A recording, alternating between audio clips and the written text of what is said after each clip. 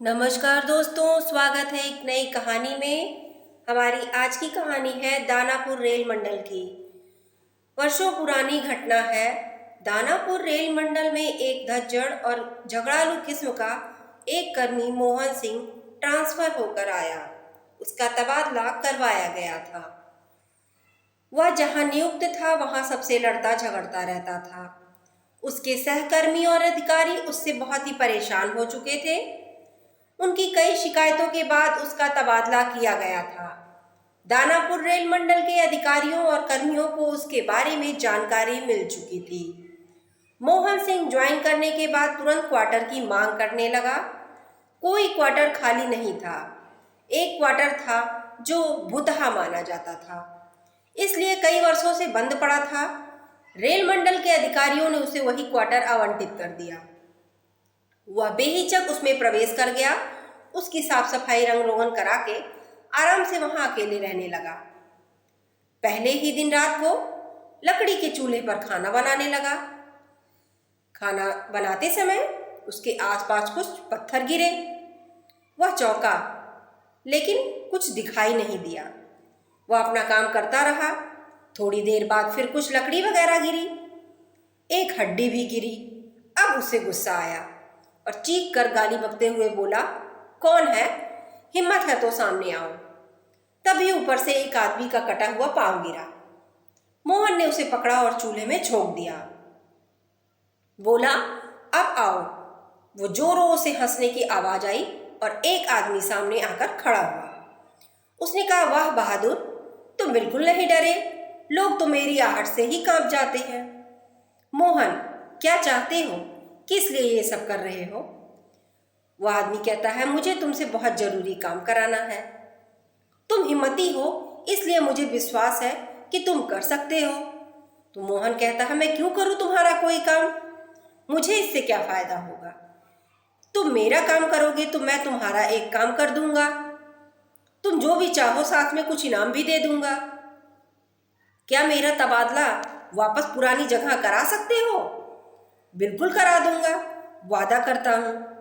तो फिर ठीक है, बोलो तुम्हारा क्या काम है? देखो, मैं एक प्रेत हूं। मेरा भाई भी प्रेत है। उसे एक तांत्रिक ने कैद कर लिया है।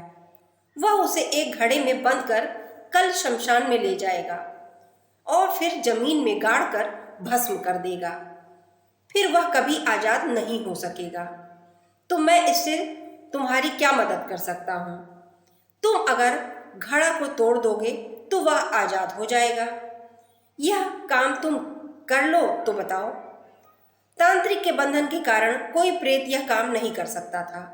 उसकी शक्ति काम नहीं करेगी। मनुष्य यह काम कर सकता है। इसलिए मैं कोई साहसी आदमी ढूंढ रहा था। ठीक है, मैं यह कर दूंगा, लेकिन मेरा तबादला कब करवाओगे? मेरा काम होने के एक हफ्ते के अंदर तुम्हारा काम हो जाएगा। तुम्हें दूर से पत्थर मारकर घड़ा फोड़ देना है। कब चलना है? आज से ठीक 3 दिन बाद। मैं रात के 1 बजे तुम्हें शमशान के रास्ते में ले चलूंगा। जिधर से वह घड़ा लेकर गुजरेगा। ठीक है, मैं तैयार रहूंगा। तीसरे दिन रात के वक्त प्रेत नियत समय पर आया और मोहन को लेकर सुनसान इलाके में गया। थोड़ी देर बाद कुछ लोगों के आने की आहट मिली। मोहन ने देखा एक आदमी सिर पर घड़ा लिए जा रहा है।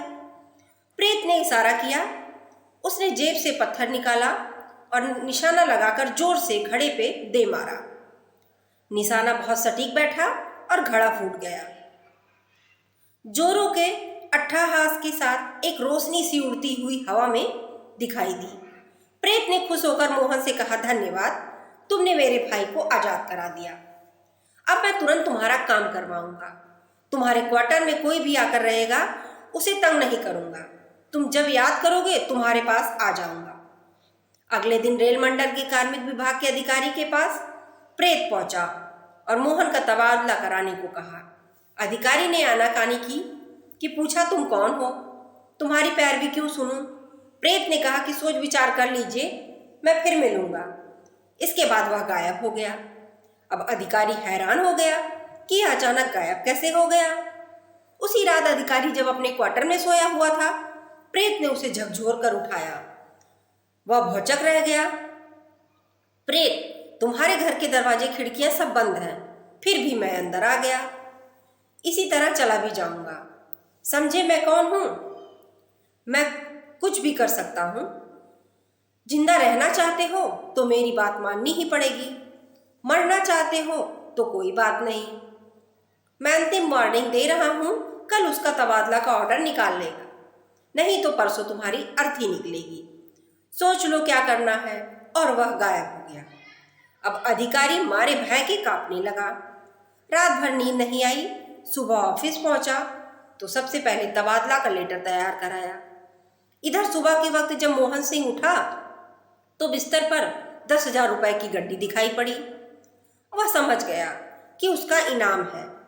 ऑफिस पहुंचा तो पता चला कि उसका तबादला आदेश निकल चुका है और वह वापस धनबाद रेल मंडल भेजा जा चुका है। दोस्तों, ये छोटी सी कहानी आपको कैसी लगी? कमेंट में अपनी राय जरूर बताएं।